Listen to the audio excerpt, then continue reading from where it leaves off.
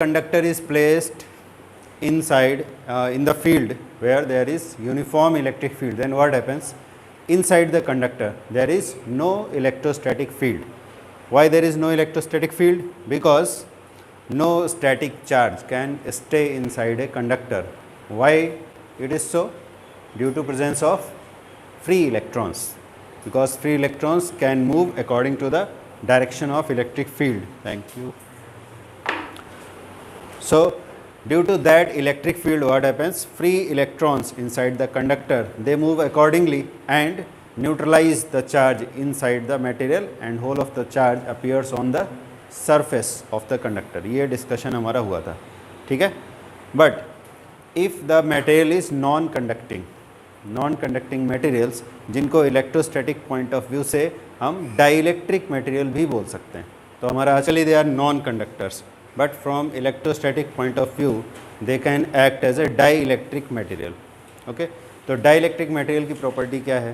वो non conducting completely भी हो सकते हैं, पार्शियली भी नॉन कंडक्टिंग हो सकते हैं. जैसे कुछ मटेरियल्स हैं जिनकी कंडक्टिविटी कंडक्टर के बराबर तो नहीं है, उनसे काफ़ी कम है, they also can behave as dielectric materials.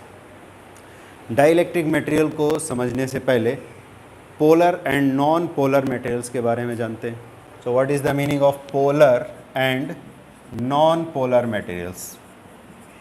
Polar and non polar. Okay, chloride कैसे लिखते हैं? HCl प्लस इधर माइनस इधर. सोडियम क्लोराइड कैसे लिखते हैं? NaCl, एक माइनस इधर एक प्लस इधर. लिखते हैं ना ऐसे. क्या ये डाइपोल जैसा नहीं दिखाई दे रहा है? डाइपोल जैसा दिख रहा है. कैसे कैसे दिख रहा है? Equal and opposite charge on the two ends. Equal and opposite charge, plus 1 unit इधर है, माइनस 1 यूनिट इधर है, ठीक है. तो डाइपोल भी तो ऐसे ही होता है. ये डाइपोल हुआ ना. और ये एरो क्या रिप्रेजेंट करता है? Electric dipole moment vector. So such molecules which have a permanent dipole moment are known as polar molecules. नाम से ही पता चल जाता है, जिनका डाइपोल मोमेंट होगा, यानी जो पोलर बिहेवियर एग्जिबिट करेंगे, they are known as polar molecules. And non polar कौन होंगे?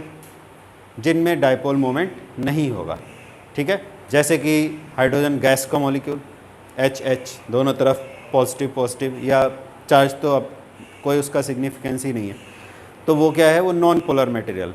नॉन पोलर मीन्स जिसमें कोई डाइपोल मोमेंट नहीं होता है. डाइपोल मोमेंट तभी आएगा जब एक तरफ प्लस एक तरफ माइनस, ऐसा कॉम्बिनेशन होगा और एक फिक्स डिस्टेंस होगा.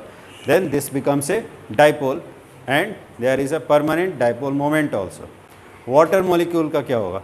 वाटर मॉलिक्यूल को केमिकल फार्मूला क्या लिखते हैं? H2O.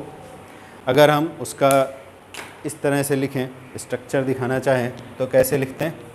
H, ऑक्सीजन में 2 माइनस होंगे, एक H प्लस इधर हो जाएगा, एक H प्लस इधर हो जाएगा, ठीक है. क्या ये पोलर स्ट्रक्चर है? Is it a polar structure? No, it is not a polar structure. Why? Because जो लेफ्ट साइड में दिखाई दे रहा है एक डाइपोल, 2 डाइपोल दिखाई दे रहे हैं, 2 डाइपोल, एक इधर है प्लस माइनस, एक इधर डाइपोल दिखाई दे रहा है माइनस से प्लस की तरफ, एक इधर दिखाई दे रहा है माइनस से प्लस की तरफ. 2 डाइपोल मोमेंट हैं, P1 and P2. Still this structure is non polar. Why? Because yes, P1 and P2 are equal and opposite vectors. Equal and opposite vector हुए तो नेट कितना हो जाएगा? P net becomes 0. So it shows that the water molecule is non polar. But the fact is, chemistry में तुमने पढ़ा होगा, water is a polar molecule. तो इसका मतलब क्या हुआ? ये जो हमारा डिज़ाइन है, ये जो हमने स्ट्रक्चर दिखाया है, दिस इज़ रॉन्ग. ये सही नहीं है, क्योंकि इसके अकॉर्डिंग तो water has to be a non polar molecule, but water is a polar molecule. ये हमें पता है कैसे? बिहेवियर से. वाटर का बिहेवियर जो होता है, chemical behaviour, from there we know that water has to be a polar molecule. It means this structure is not correct. P1 and P2 should not be opposite. Equal तो होंगे ही, क्योंकि इधर भी OH है, इधर भी OH है, दोनों तरफ सिमिलर है. P1 एंड P2 का मैग्नीट्यूड सेम होगा, बट अगर अपोजिट डायरेक्शन में होंगे then the net dipole moment will become zero and water will become a non polar molecule. But हमें पता है कि ये पोलर है, इसका मतलब क्या हुआ, what can we conclude from this discussion, इस डिस्कशन से क्या कंक्लूड कर सकते हैं, क्या होगा, नहीं रॉन्ग तो है, उसके बाद क्या रॉन्ग है वो तो डिस्कशन हो गया। P1 and P2 will have same magnitude, क्योंकि इधर का OH और इधर का OH दोनों सेम है, magnitude will be same, but direction should not be like this, क्योंकि ऐसे अगर होगा equal and opposite then the net dipole moment will become zero. It means equal तो होगा, उसमें तो हम कुछ नहीं कर सकते, इससे ये हमें पता चल जाता है कि P1 और P2 अपोजिट डायरेक्शन में नहीं होंगे, ठीक है। There has to be some other angle between them, अगर पाई एंगल होगा then net dipole moment will become zero. तो इससे हमें पता चलता है कि ये जो स्ट्रक्चर हमने बनाया है ये सही नहीं है, ऐसे होता है इस तरह से, ठीक है। कितना एंगल होता है केमिस्ट्री में पढ़ाया गया होगा, कितना एंगल होता है, इधर एक माइनस है, इधर माइनस है, इधर प्लस है, इधर प्लस है, एक डायपोल मोमेंट वेक्टर इधर आ गया माइनस क्यू से प्लस क्यू, एक डायपोल मोमेंट वेक्टर इधर आ गया माइनस क्यू से प्लस क्यू। अभी P1 P2 इक्वल तो है बट अपोजिट नहीं है, इसलिए नेट डायपोल मोमेंट ज़ीरो नहीं होगा और कुछ डायपोल मोमेंट की वैल्यू आएगी। कैसे वैल्यू निकालते हैं, net dipole moment two vectors का resultant. How to calculate the resultant of two vectors, using parallelogram law of vector addition, याद है ना, parallelogram law of vector addition.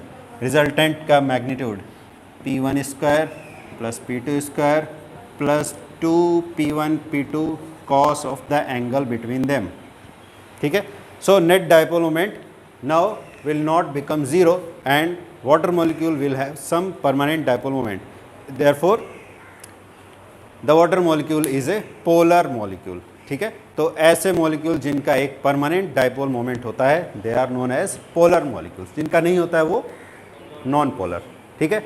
तो डाई इलेक्ट्रिक में दोनों तरह के केस हो सकते हैं, पोलर भी हो सकते हैं, नॉन पोलर भी हो सकते हैं।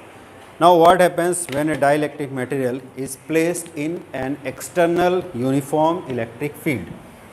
ये केस में क्या हुआ था, ये सपोज हमारा कंडक्टिंग मटेरियल है and we have placed this conducting material in a uniform external electric field. This electric field is penetrating through the conducting material. Then what happens? Just revision of the previous class. क्या हुआ था इसमें, क्या हुआ था, अंदर free electrons हैं, electric field के अकॉर्डिंग उनका मूवमेंट होगा। मूवमेंट कैसा होता है, electrons are negatively charge particles, negatively charge particles will experience force in which direction, यहाँ पर ये है कंडक्टिंग मटेरियल, तो यहाँ क्या होंगे अंदर फ्री इलेक्ट्रॉन्स। फ्री प्रोटॉन क्यों नहीं होते, ये भी डिस्कस हुआ था पिछले क्लास में। और ये प्रोटॉन्स क्यों नहीं होते, फ्री इलेक्ट्रॉन्स होते हैं। Why don't we have free protons, only free electrons? Because protons are inside the nucleus. Pulling them out from the nucleus is 1000 times difficult than pulling out an electron from the atom, because electrons are bounded with the nucleus by electrostatic force and protons inside the nucleus are bounded by which force? Nuclear force. Nuclear force is 1000 times stronger than the electrostatic force. So there are free electrons but not the free protons, यानी कि conductor में positive charge का movement नहीं होता है इधर उधर, किसका होता है, फ्री इलेक्ट्रॉन्स का। फर्स्ट चैप्टर में भी पढ़ा था, charge appears on the bodies only due to transfer of free electrons. Electrons का ट्रांसफर होता है इधर से उधर, पॉजिटिव चार्ज का ट्रांसफर कभी नहीं होता, ठीक है। तो पोजिशन से, इस इक्वेशन से पता चला है, तो ये वाली इक्वेशन इलेक्ट्रॉन के लिए एप्लीकेबल नहीं है, ये वाली एप्लीकेबल है। Why? Because charge on electron is negative, तो ये वाली एप्लीकेबल हुई ना। तो वेक्टर के साथ में माइनस साइन का मतलब क्या होता है, अपोजिट डायरेक्शन, तो फील्ड के डायरेक्शन में नहीं होगा, किधर होगा, फील्ड के अपोजिट डायरेक्शन में होगा। यानी यहाँ पे अगर फ्री इलेक्ट्रॉन्स है, कोई एक फ्री इलेक्ट्रॉन पे मान लो हमने फोकस किया, तो फील्ड के डायरेक्शन के अपोजिट जाएगा ना, सेम डायरेक्शन में नहीं जाएगा। तो इलेक्ट्रॉन्स इधर जमा हो जाएंगे, इधर जमा हो जाएंगे, इधर इलेक्ट्रॉन्स की कमी हो जाएगी, तो इधर क्या हो जाएगा, जहाँ इलेक्ट्रॉन की कमी होती है वहाँ पॉजिटिव हो जाता है, पॉजिटिव से नेगेटिव की तरफ इलेक्ट्रिक फील्ड का डायरेक्शन होता है। यानी ये जो एक्सटर्नल फील्ड था ये तो रहेगा ही, एक फील्ड कंडक्टर के अंदर भी डेवलप हो जाएगा, क्योंकि यहाँ भी पॉजिटिव नेगेटिव चार्ज आ गया, तो इसके अंदर एक इंटरनल फील्ड भी डेवलप हो जाएगा। ठीक है, अब इसके अंदर से ये फील्ड भी पेनिट्रेट करके जा रहा था, तो फिर नेट फील्ड कितना हो जाएगा, एक्सटर्नल फील्ड और इंटरनल फील्ड का वेक्टर सम, यानी कि रिजल्टेंट। ठीक है, तो इसका मतलब है अंदर फील्ड ई एक्सटर्नल के बराबर नहीं होगा, उससे कम होगा। क्यों कम होगा, क्योंकि ई इंटरनल अपोजिट है। कंडक्टर के केस में पिछले क्लास में डिस्कशन हुआ था, अंदर कोई फील्ड नहीं रह सकता, यानी कि E net will be zero, and E net will be zero only when E external is equal and opposite to E internal.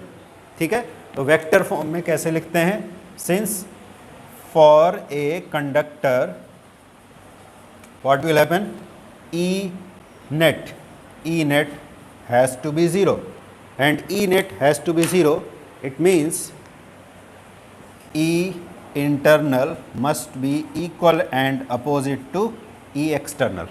ठीक है, वेक्टर फॉर्म में ऐसे लिखते हैं, माइनस मतलब अपोजिट और मैग्नीट्यूड बराबर है। 11 क्लास की थ्योरी याद करो, opposite vectors are what, which have same magnitude and opposite direction. क्या ये अपोजिट वेक्टर्स हैं, अपोजिट वेक्टर्स हैं, डायरेक्शन अपोजिट दिख तो रहा है, यस, मैग्नीट्यूड बराबर नहीं है, ये अपोजिट वेक्टर्स नहीं है। डायरेक्शन अपोजिट होने से अपोजिट वेक्टर नहीं होता है, इसको हम एंटी पैरेलल बोल सकते हैं, बट अपोजिट नहीं है। अपोजिट तभी होगा जब दोनों का मैग्नीट्यूड सेम होगा। ठीक है, दोनों का लेंथ बराबर होगा तभी अपोजिट वेक्टर होगा। ठीक है, तो कंडक्टर के केस में क्या होगा, there will be no electric field inside the material. But अगर ये कंडक्टिंग मटेरियल नहीं है, नॉन कंडक्टिंग मटेरियल है, जैसे रबर का कोई टुकड़ा है, रबर का बॉल है, तो उसमें फ्री इलेक्ट्रॉन्स होंगे नहीं, होंगे या फिर बहुत कम होंगे। कंडक्टिविटी अगर बहुत कम है, ज़ीरो नहीं है, सपोज बहुत कम है, तो भी इतने इलेक्ट्रॉन्स इधर शिफ्ट नहीं हो पाएंगे कि नेट इलेक्ट्रिक फील्ड यानी ई इन इतना हो जाए कि नेट इलेक्ट्रिक फील्ड ज़ीरो हो जाए। ठीक है, क्योंकि यहाँ पर फ्री इलेक्ट्रॉन्स नहीं है। फ्री इलेक्ट्रॉन्स नहीं होने से क्या होगा, this shifting of charge on both the ends will not happen. तो अंदर इंटरनल फील्ड तो आएगा, बट वो इतना स्ट्रांग नहीं होगा कि एक्सटर्नल फील्ड के इफेक्ट को नलीफाई कर सके। So there will not be a zero net electric field inside the non conducting material. ठीक है, फिर भी कुछ तो फील्ड होगा ही, कुछ तो इलेक्ट्रॉन्स की शिफ्टिंग होगी, भले ही कम इलेक्ट्रॉन्स हैं बट शिफ्टिंग तो होगी। तो ये जो चार्ज आ गया है सरफेस पर, ठीक है, ये हमारा जनरल डायग्राम है, कंडक्टर नॉन कंडक्टर दोनों के लिए काम आता है। But in case of non conductors what happens, E net is not equal to 0। ठीक है, तो इस कंडीशन में ये जो हमारा नॉन कंडक्टिंग मटेरियल है, इधर प्लस चार्ज दिखाई दे रहा है, इधर माइनस चार्ज दिखाई दे रहा है। This charge on the surface is known as polarization charge density, and this phenomenon is called as polarization. क्यों पोलराइजेशन बोलते हैं, पहले जो हमारा कंडक्टर था फील्ड में रखने से पहले, फील्ड में रखने नॉन कंडक्टिंग मटेरियल था। ठीक है, कोई फील्ड नहीं होगा तो जो अंदर फ्री इलेक्ट्रॉन्स, जो कि बहुत कम संख्या में है, very less number of electrons, उन पर कोई फोर्स भी नहीं होगा, क्योंकि चार्ज पार्टिकल पर फोर्स तभी लगता है जब कोई इलेक्ट्रिक फील्ड होता है, F = QE। ई नहीं है तो फोर्स कहाँ से होगा। ठीक है, तो यहाँ पर ये नॉन पोलर मटेरियल जैसा बिहेव करेगा। पोलर मीन्स व्हाट, एक एंड पे प्लस होना चाहिए, एक एंड पे माइनस होना चाहिए, जो कि यहाँ पे नहीं है। लेकिन जब हम फील्ड में रख देंगे, एक्सटर्नल इलेक्ट्रिक फील्ड में इसको रखेंगे, ठीक है, तो क्या होगा, इधर माइनस हो जाएगा फील्ड के अपोजिट, और फील्ड के डायरेक्शन में positive charge will shift, then this material will become polarized. इसका पोल्स बन गया। पोल मतलब क्या होता है, इक्वल एंड अपोजिट नेचर वाले दो एंड्स, इधर प्लस इधर माइनस। ठीक है, पोल्स बन गए, so we will say this material has become polarized and this phenomenon is known as polarization. तो ये जो इधर चार्ज आया है इसको बोल सकते हैं polarization charge density. Charge density के लिए हमने सिंबल यूज़ किया था पहले सिग्मा, ये हमने सिग्मा के नीचे एक पी लगा दिया, जो कि क्या बताएगा कि ये चार्ज डेंसिटी पोलराइजेशन की वजह से आई है। That is why it is known as polarization charge density, ठीक है। और इधर ऐसे ही माइनस सिग्मा पी लिख सकते हैं, इक्वल एंड अपोजिट होगा, वो नेगेटिव पोलराइजेशन चार्ज डेंसिटी होगी। समझ में आया यहाँ तक? So the material has become polarized due to this electric field, therefore this field can be termed as polarizing field, जो पोलराइज करता है, पोलराइजिंग फील्ड। और इधर क्या हुआ? Polarization, the material has become polarized. समझ में आ रहा है यहाँ तक? अब देखो, अब हम आगे बढ़ते हैं। अब बात करते हैं कि अगर मटेरियल नॉन पोलर था और पोलर था तो क्या होगा, ठीक है। पोलर मटेरियल, अभी जैसे डिस्कशन हुआ था, पोलर मटेरियल का मतलब क्या है? Which has a permanent dipole moment, जिसके मॉलिक्यूल्स का एक परमानेंट डाइपोल मोमेंट होता है पहले से ही। तो जो मटेरियल पहले से ही पोलराइज्ड है उसको क्या पोलराइज करना। बट फैक्ट ये है कि अगर पोलर मटेरियल का भी अगर हम एक बल्क पीस लेंगे, it will not show any dipole moment. An individual molecule is having dipole moment, but अगर हमने उसका एक पूरा पीस ले लिया, उसका कोई डाइपोल मोमेंट नहीं होगा कि हर इंडिविजुअल मॉलिक्यूल का अपना डाइपोल मोमेंट है। बट जब एक कलेक्शन करेंगे, कलेक्शन ऑफ मॉलिक्यूल्स, जिसमें मिलियंस ऑफ मॉलिक्यूल्स होंगे, ट्रिलियंस ऑफ मॉलिक्यूल्स होंगे, तो उस पीस का, उस कलेक्शन का कोई नेट डाइपोल मोमेंट नहीं आएगा, ठीक है।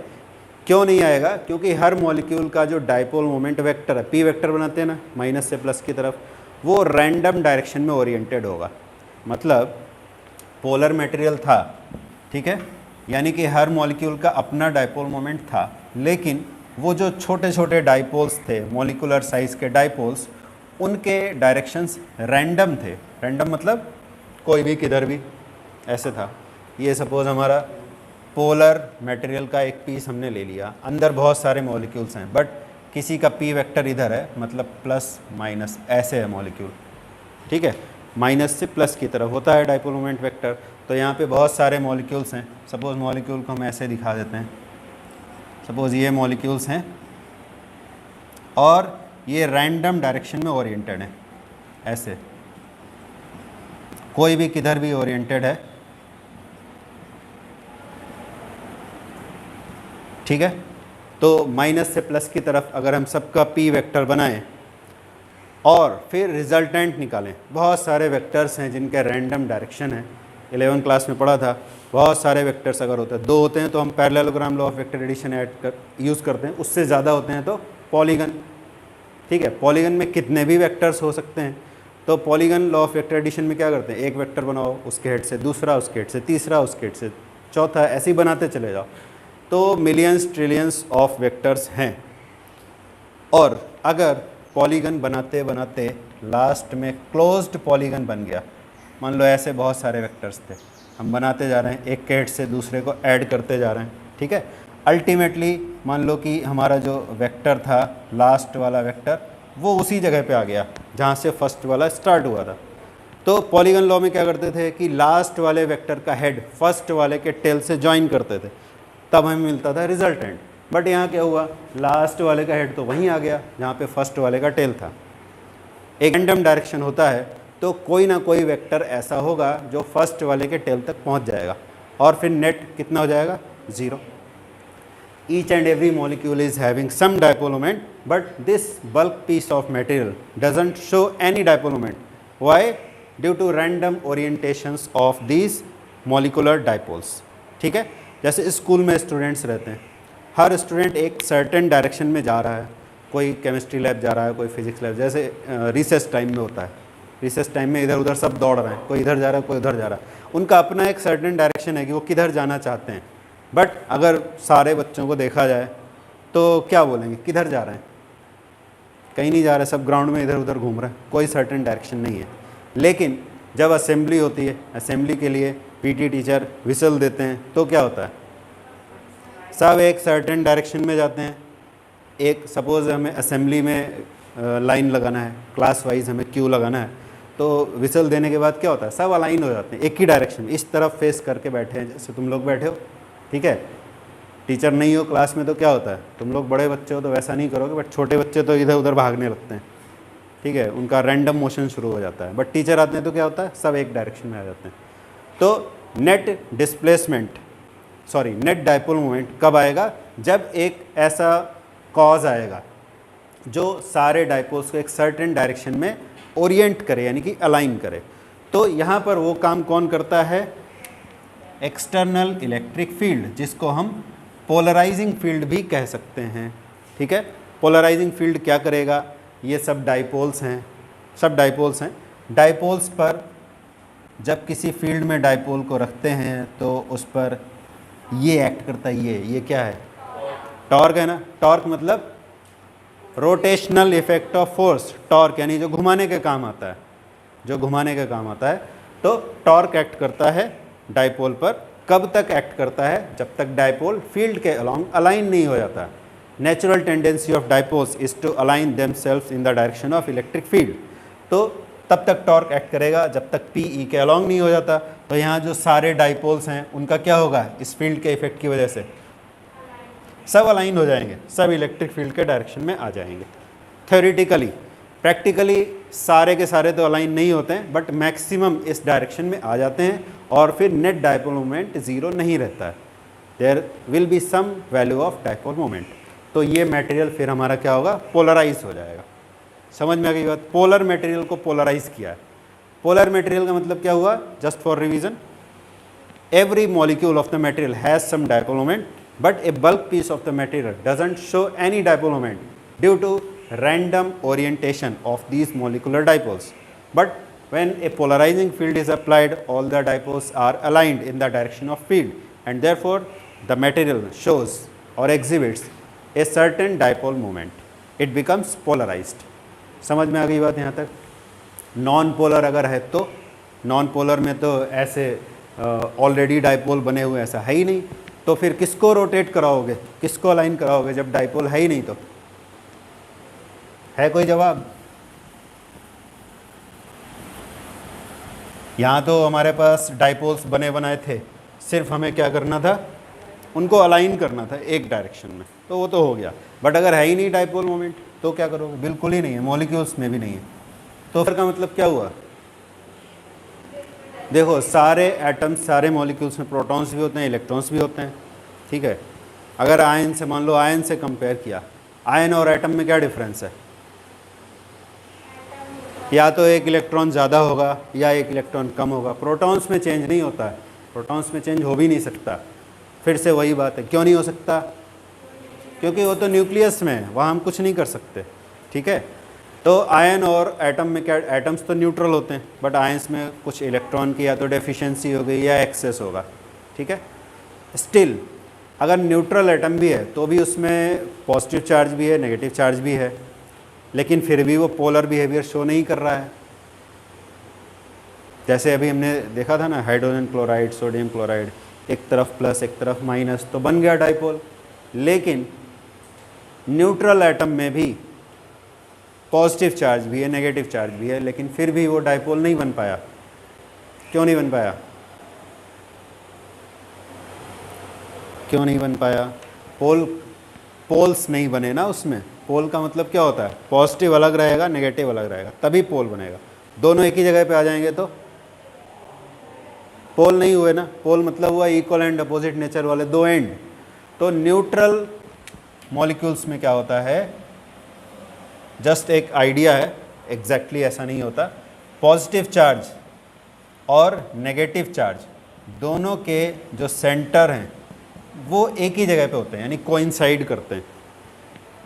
मतलब पॉजिटिव चार्ज मान लो फैला हुआ है, उसका एक कुछ सेंटर होगा, सेंटर मीन्स रिप्रेजेंटेटिव पॉइंट, और नेगेटिव वाला जो चार्ज है उसका भी एक रिप्रेजेंटेटिव पॉइंट होगा। चलो एटम को ही ले लेते हैं, पॉजिटिव चार्ज कहाँ रहता है, सेंटर पे, नेगेटिव चार्ज ऐसे फैला हुआ रहता है।